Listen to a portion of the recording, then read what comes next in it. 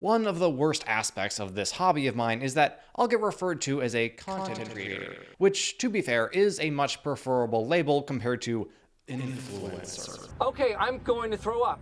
I'm throwing up. You're making me throw up. But I prefer the more sophisticated term video essayist, because it describes what I do in a more accurate and specific fashion without wasting everyone's time with a detailed explanation. I get that there's a whole realm of content creation out there, and referring to some of the drivel, lazy reaction videos, unboxings, etc. that gets uploaded to YouTube on a daily basis as content is really quite the compliment. But I'm just not a huge fan of referring to everything within the sphere of digital media as content because, well, anyone can make content. It takes zero effort other than pressing record and upload. If we find ourselves referring to professionally produced movies, shows, games, or whatever else as content, then perhaps we need to take a step back and think about what we're doing. Are we merely consuming product and getting excited for next product? Or are we engaging with art? What's the difference? Easy. Art encourages you to think, to reflect on its substance, its themes, and its meanings. Content exists so you don't have to think. There are two ways in which content accomplishes that base and vulgar goal, each with its own cause and symptoms. The first set of content could pretty accurately be summed up as shows and movies that are made specifically to be background noise, also known as 90% of Netflix originals. Netflix even has a whole subgenre called casual viewing, indicating that this is crap that you don't really watch, you just have on while you do the dishes, fold your laundry, or more likely scroll through Twitter. These aren't stories created to move, inspire, or edify us, they are made to sate us, to keep us from having to be alone with our thoughts for the 5 minutes that it takes to sweep the kitchen floor. If there's one thing that defines the modern world, perhaps more than any other single word, it is noise. I don't think I have to explain that idea too much, right?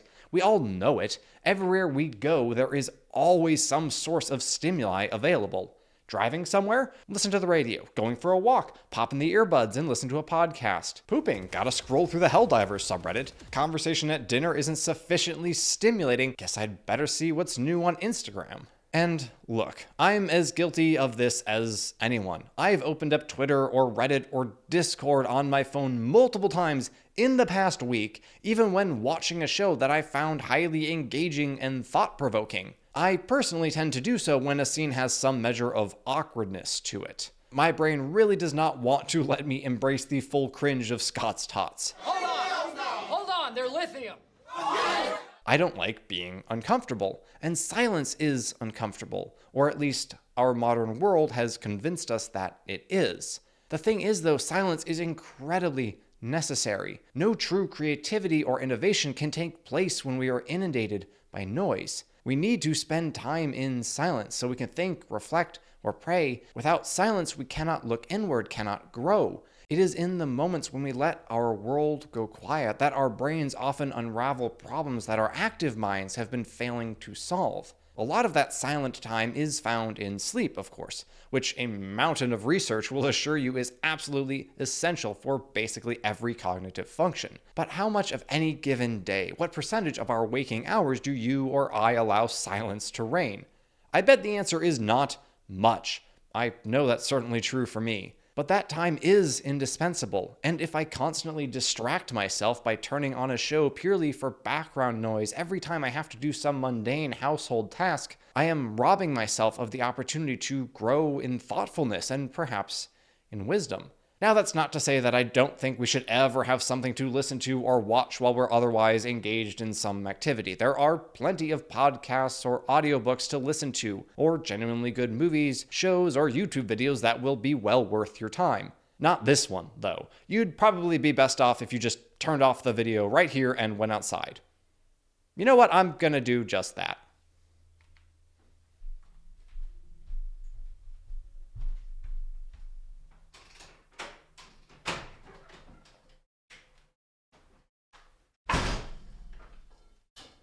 However, I don't think it's too much of a stretch to say that we have far too much of an appetite for simple, distracting noise. And when there's a demand, there's a supply.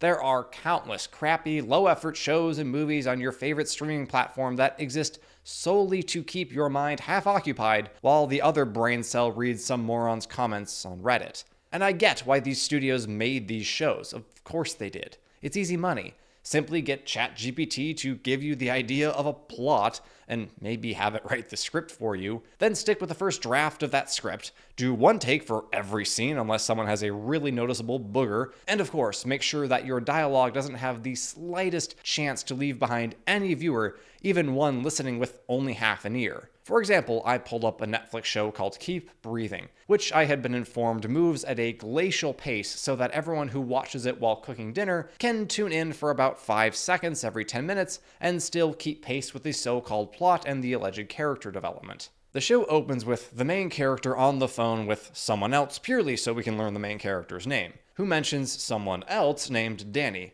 I thought, I wonder who Danny is. Well, don't worry. The writers somehow anticipated my gormlessness and immediately included a flashback where I learned exactly who Danny is and how he relates to the main character.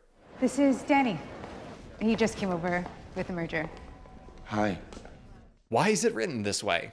You know the answer already. I've said it multiple times. It is a distraction, a way to keep us quote-unquote engaged while we are preoccupied with some other activity, rather than allowing us to think with even half a brain. Now, at this point in the video, you might be wondering when I'm getting to the point, when I'm going to exhort writers and the studios that employ them to stop treating their audience like idiots. Well, we're getting there, but I had to set the stage because in some way this is our fault. After all, if we didn't watch the noise, didn't repeatedly tune into the garbage in order to fill empty air because we are so afraid of having to actually think, then those shows that are merely content for content's sake simply wouldn't exist, or would at the very least be far less prevalent.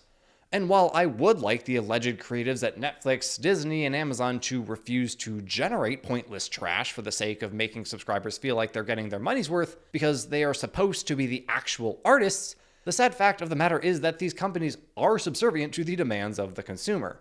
However, there are times when that lazy, simplistic attitude towards writing seeps out of its corner of uncomplicated content and into these stories that people actually care about. The narratives, characters, and worlds that mean something to us. Yes, there are times when we want to be distracted and sated. Whether or not we should, we certainly do.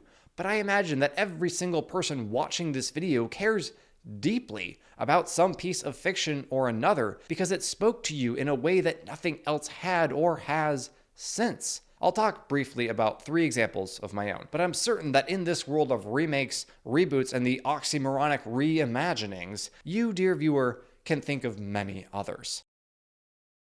First, The Lord of the Rings. Certainly the most influential fictional creation of the last 100 years, and perhaps of all time, though humanity will have to survive for at least another millennia before it can definitively claim that title away from The Odyssey or Beowulf or whatever. Just take a look at my channel. It's clear that the philosophy espoused in The Lord of the Rings is one I deeply appreciate, and the characters within that novel exemplify virtue in ways that would make Plato proud. It is an epic tale of good and evil, the light of hope and the darkness of despair, the necessity of courage in spite of overwhelming fear, the triumph of humility over the temptations of pride, and so much more. It is a masterpiece that will never be fully studied or understood, even by the man who created, or rather discovered, Middle-earth.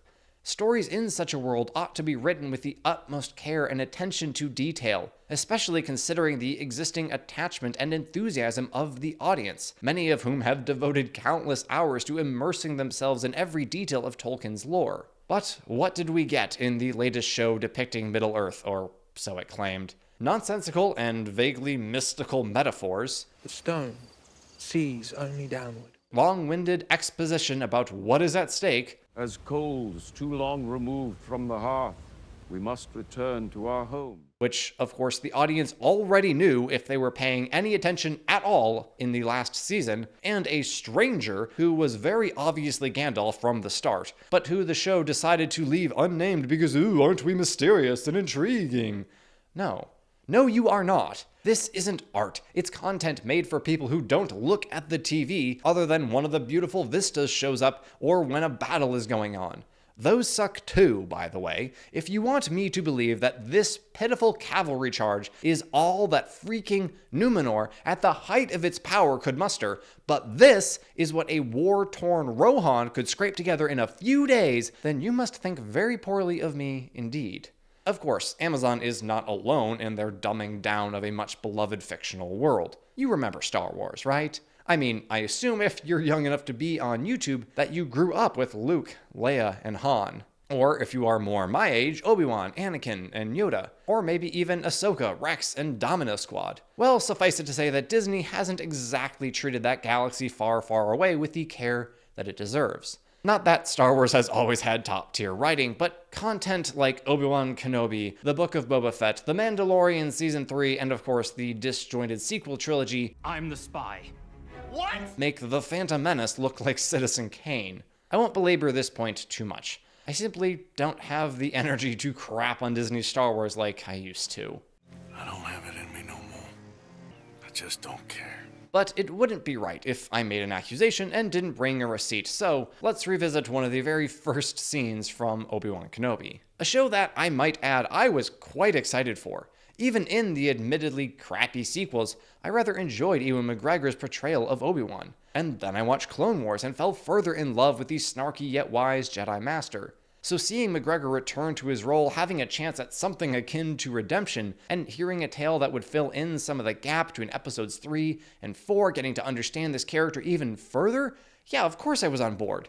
But then I watched the first 2 scenes. I don't even have to include any context before playing this clip, because Disney's writing team has apparently decided its audience's collective IQ would freeze water. You know who we are. Inquisitors. You know what we do? You hunt Jedi. You can't tell me that's anything other than the very first draft of a script. I mean, how do those lines even make it off a conceptual storyboard? That level of dialogue has to be catered to people who aren't actually watching the show, they're staring at some other screen. Which is such a horrible mistake, even from a pure business perspective. But before we talk about that, let's talk about example number 3. Avatar: The Last Airbender. Again, if you've been around my channel for a while, you will know that I am a huge fan of this little animated show where children throw rocks and splash water all over the place, and that is also one of the deepest and most profound pieces of modern fiction.